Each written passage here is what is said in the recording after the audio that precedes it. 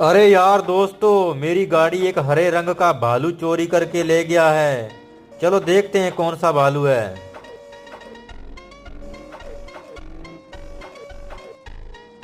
अरे यही भालू है, इसे देखने से पहले। बेटा, मुझे देखकर इग्नोर मत करना। जो बच्चा स्कूल नहीं जाना चाहता है, मैं स्कूल की छुट्टी करवा दूंगी, पर मेरा भी एक काम करना होगा। इस चैनल को सब्सक्राइब करके अपने 5 दोस्तों को आगे शेयर कर दो और कमेंट में माँ सरस्वती लिख दो। ये लो गया।